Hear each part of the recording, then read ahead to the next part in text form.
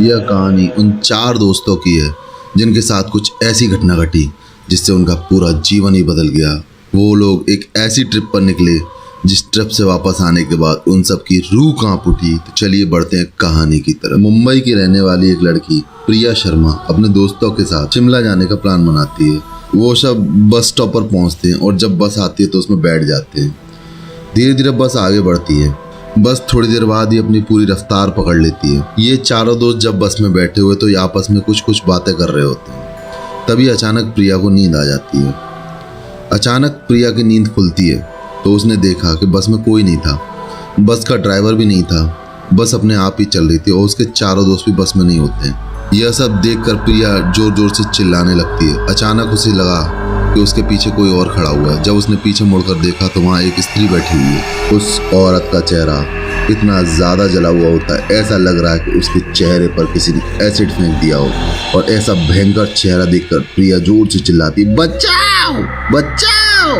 और इसी चीख के साथ प्रिया की नींद अचानक से खुल जाती है। वो एकदम से डरी हुई पसीने से पूरे भीग जाती है।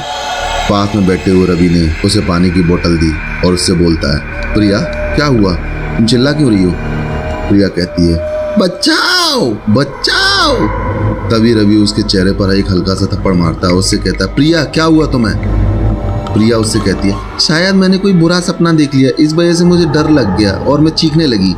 कुछ घंटों के बाद सब लोग शिमला पहुंच जाते हैं। शिमला पहुंचने के बाद वो लोग एक होटल बुक करते हैं। होटल में स्टे करने के बाद वह एक रात अच्छे से गुजारते हैं और अगले दिन वो सब पास वाले पहाड़ पर घूमने का विचार बनाते हैं। होटल से निकलकर वह पहाड़ की ओर बढ़ने लगते हैं। जब वह लोग पहाड़ की सबसे ऊंची चोटी पर पहुंच जाते हैं तो उन लोगों को नीचे शहर दिखाई देता है जो कि बहुत ही प्यारा और घना लग रहा होता है। नीचे देखने पर उन्हें काफ़ी सारे पेड़ पौधे भी दिखाई दे रहे होते हैं जो कि बहुत ही आकर्षक लग रहे होते हैं। लेकिन तभी अचानक साहिल चौंक जाता है, नीचे देखो कोई खड़ा है, लगता है कोई स्त्री है। विजय और रवि भी उस तरफ देखने लगते हैं लेकिन उन्हें कोई दिखाई नहीं दे रहा होता है। बोलते हैं, अबे तू पागल हो गया है क्या? इस घने जंगल में कौन सी स्त्री आ सकती है भाई? शायद तूने ज्यादा खा लिया है और तू पेटू हो गया, इस वजह से तेरे को कुछ दिखाई नहीं दे रहा है। इस तरह से मजाक उड़ाते हुए वो लोग सब उसकी बात को अनसुनी कर देते हैं। उसके बाद वह सब लोग एक खुली जगह पर चले जाते हैं। रात होने वाली थी इसलिए उन्होंने उसी पहाड़ पर रुकने का निश्चय किया। इसलिए वहीं पर उन्होंने अपना तंबू लगा लिया और खाने पीने का सामान बाहर निकाल लिया। लेकिन प्रिया की जो बैग थी वो तंबू के बाहर ही छूट गई थी। इसलिए तंबू के बाहर वो अपना बैग लेने के लिए जाती है। लेकिन तभी अचानक उसे किसी की आवाज़ सुनाई देती है। प्रिया उस आवाज़ की ओर घूम जाती है और देखती है सामने 3 आदमी आते हुए दिख रहे हैं। उनके हाथ में धारदार हथियार होते हैं और इसे देखकर प्रिया बहुत ज़्यादा डर जाती है और वह दौड़कर तंबू के अंदर आ जाती है। प्रिया अपने सारे दोस्तों को यह बात बता देती है लेकिन उसकी बात पर कोई भी विश्वास नहीं करता है। तभी प्रिया चिल्लाकर बोलती है, तुम सब पागल हो गए हो क्या जो मेरी बातों पर भरोसा नहीं कर रहे हो? अगर तुम्हें भरोसा नहीं हो रहा तो बाहर चलकर देखो और देखो एक बार। वो सब भी बाहर जाकर देखते हैं। तभी उन्हें लगता है कोई 3 लोग उनकी तरफ बढ़ रहे हैं।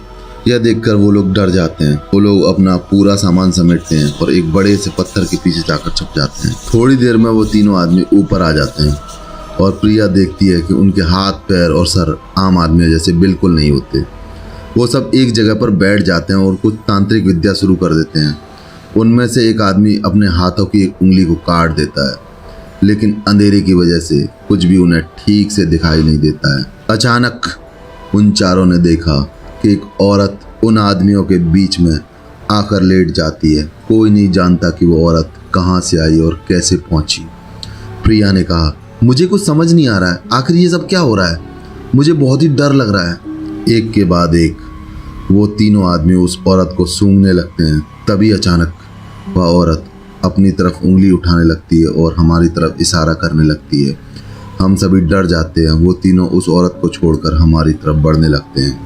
तभी हम सब लोग खौफ और डर के कारण नीचे की ओर दौड़ने लगते हैं और होटल की तरफ भागने लगते हैं। हमारी आवाज़ें सुनकर वो तीनों आदमी भी हमारे पीछे भागने लगते हैं। प्रिया और साहिल आगे आगे भाग रहे होते हैं और रवि और विजय पीछे दौड़ रहे थे। प्रिया और साहिल तो होटल तक पहुंच गए लेकिन रवि और विजय का कोई पता नहीं चल पा रहा था। हमने होटल वालों को उन सभी बातों के बारे में बताया तो उन लोगों ने कहा कि उस पहाड़ पर कोई नहीं जाता, वो पहाड़ श्रापित है और जो भी वहाँ पर जाता है कभी वापस नहीं आता। आपकी किस्मत अच्छी थी इसलिए आप अभी तक जिंदा हैं। लेकिन हमारे दोस्त रवि और विजय कभी भी वापस लौट कर नहीं आए। हमने उन्हें ढूंढने की बहुत कोशिश भी की, पुलिस में कंप्लेन भी करवाए, लेकिन कोई फर्क नहीं पड़ा। आज भी यह घटना रहस्य बनी हुई है कि मेरे दोनों दोस्त कहाँ गए। दोस्तों, कहानी कैसी लगी वीडियो में कमेंट करके जरूर बताएं। इसी के साथ मिलते हैं अगली वीडियो में, तब तक के लिए नमस्कार।